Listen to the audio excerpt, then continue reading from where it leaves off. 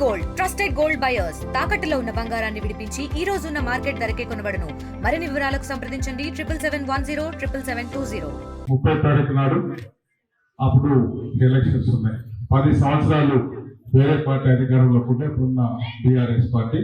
అప్పుడు మన కాంగ్రెస్ పార్టీకి సంబంధించిన పిసిసి అధ్యక్షులు, అప్పుడు పిసిసి అధ్యక్షులు, ఇప్పుడు ముఖ్యమంత్రి గారు రేవంత్ రెడ్డి గారు పిసిసి అధ్యక్షుల హోదాలో ఈ ఇంటికి మేము కాంగ్రెస్ పార్టీ అధికారంలోకి వస్తే, ఇందిరమ్మ రాజ్యం అధికారంలోకి వస్తే ఈ స్కీమ్స్ ఈ గ్యారంటీలు చేస్తామని వాళ్ళు ఇద్దరు సంతకాలు పెట్టి మీ ఇంటికి అందరికి కార్డ్స్ పంపించినాం.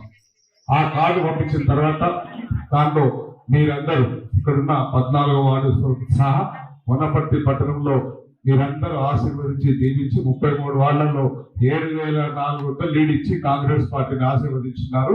మొత్తం రేవంత్ రెడ్డి గారిని ఆశీర్వదించున్నారు, మమ్మల్ని ఆశీర్వదించున్నారు. మీరందరూ ఆశీర్వదిస్తే 65 మంది వనపర్తి హైదరాబాద్ వెళ్ళి రేవంత్ రెడ్డి గారిని ముఖ్యమంత్రి చేసిన తర్వాత మనం ఇచ్చిన గ్యారంటీ చేయాలనే ఉద్దేశంతో మొట్టమొదట 24 గంటల్లోనే 2 గ్యారంటీలు చేసినాం. అందులో ఇక్కడున్న మహిళలందరూ, తెలంగాణలో ఉన్న మహిళలందరూ ఆర్టీసీలో ఉచితంగా ప్రయాణం చేసేది ఒకటి చేసినాం. దాంతో పాటు అదే రోజు ఆరోగ్యశ్రీ 5 లక్షల నుంచి 10 లక్షలు చేస్తున్నాం. దాని తర్వాత ఒక 40 రోజుల తర్వాత మళ్ళా క్యాబినెట్ పెట్టి 200 యూనిట్ల వరకు పవర్ ఫ్రీ చేసినాం, కరెంట్ ఫ్రీ చేసినాం. 500 రూపాయలకి లబ్ధిదారులకు అందరికి సిలిండర్ చేసినాం. దాని తర్వాత మనం మన పిల్లలు చదువుకున్న వాళ్ళందరికీ తెలంగాణ ఉద్యోగాలు ఇచ్చినాం. దాంతో పాటు రైతులకు మన వనపర్తి నియోజకవర్గంలో తెలంగాణ రాష్ట్రంలో వరి కొనుగోలు కేంద్రాలు కానీ ఆ వరికి సంబంధించిన బోనస్ కానీ ఎక్కడ ఇబ్బంది కాకుండా మన గౌరవ కలెక్టర్ గారు అది కూడా సవ్యంగా నడిపించినాం, బోనస్ ఇచ్చినాం. దయచేసి మీరేమి కంగారు పడాల్సిన అవసరం లేదు. మరి ఇంత పెద్ద గ్రామం ఉన్నప్పుడు కొంచెం మంది ఖచ్చితంగా జాబితాలు ఉంటారు, కొంచెం మంది ఉండరు. అది వెరిఫికేషన్ లో ఎలిమినేషన్ లో కొన్ని అవుతా ఉంటాయి.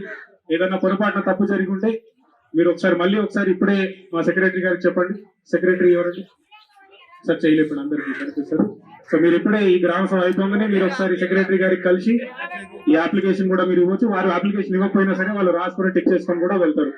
ఎవరైతే జాబితాలో ఉన్నారో ఎవరన్నా అరువు లేని వాళ్ళు కనుకుంటే మీరు గ్రామ సభ ముఖంగా స్కీమ్లు ఏవైతే మనం చేస్తున్నామో రైతు భరోసా కింద మన దగ్గర ఒక 1,150 మంది రైతులకి దాదాపు ఈసారి మనం 12,000 ప్రతి రైతుకి ఒక సంవత్సరానికి మనం ఇస్తా ఉంటాము.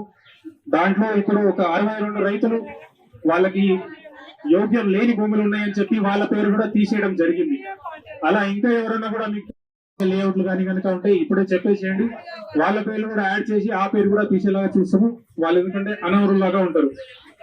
మనకి ఆత్మీయ భరోసాకి సంబంధించి ఇప్పుడే మీకు పేర్లు చదివారు. దాంట్లో కూడా ఎవరన్నా భూమి ఉన్న వాళ్ళు కనుక ఉంటే, పొరపాటున మా అధికారులు వాళ్ళకి భూమి లేని వాళ్ళుగా రాసి ఉంటే మీరు చెప్పండి. అవి టిక్ చేసి మనం వెరిఫై చేసి వాళ్ళకి నిజంగా భూములు కనుక లేకపోతే వాళ్ళ పేర్లు కూడా తీసేయడం జరుగుతుంది. రుణమాఫీ 3-4 crores అంటే 2,34 లక్షల వరకు ప్రభుత్వం వాళ్ళ రైతుల ఖాతాలో జమ చేసి వాళ్ళకి రుణం లేకుండా చేసింది. ఇదేమి చిన్న మాట కాదు. మన గ్రామంలో ఉన్న రైతులకి 300 మందికి దాదాపు 2,34 లక్షలు రకం అనేది మాఫీ అయిపోయింది. ఆ రైతులందరూ ఇప్పుడు మళ్ళీ కూడా రుణం తీసుకొని స్వచ్ఛంగా వాళ్ళు పంటలు వేసుకునే ఆస్కారం వాళ్ళకి ఉంటుంది. రేషన్ కార్డులకు సంబంధించి ఇప్పుడు జాబితా మీకు కార్యదర్శి గారు చదివి చెప్తారు. చాలా మంది కుటుంబాలలో కొత్త రేషన్ కార్డులు కావాలని కొంచెం మంది ఉన్నారు. ఉన్న రేషన్ కార్డులలో మా కొడుకు మా కూతురు ఇప్పుడు వాళ్ళకి పెళ్లి అయిపోయి వేరే చోటుకి వెళ్ళిపోయినారు, వాళ్ళకి రేషన్ కార్డు కావాలని వాళ్ళు కూడా అడుగుతున్నారు. ఈ 2 జాబితాలు కాకుండా దీంట్లో కూడా మీ పేరు కనుక రాకపోతే మీరు మళ్ళీ ఇప్పుడే చెప్పేసేయచ్చు. ఈ లిస్ట్ ఈ జాబితా అనేది ఫైనల్ కాదు, ఇది ఒక నిరంతరమైన ప్రక్రియ. ఈ రోజు కాదు, రేపు కాదు, ఎన్నిసార్లు మీరు పెట్టుకున్నా కూడా అది మళ్ళీ వెరిఫై చేసి మీకు వచ్చేలాగా మేము చూసుకుంటాము. మరిన్ని వీడియోస్ కోసం ఛానల్ ని సబ్స్క్రైబ్ చేయండి. లేటెస్ట్ అప్డేట్స్ కోసం వాట్సాప్ ఛానల్ ని ఫాలో అవ్వండి. ఆ లింక్ డిస్క్రిప్షన్ లో ఉంది.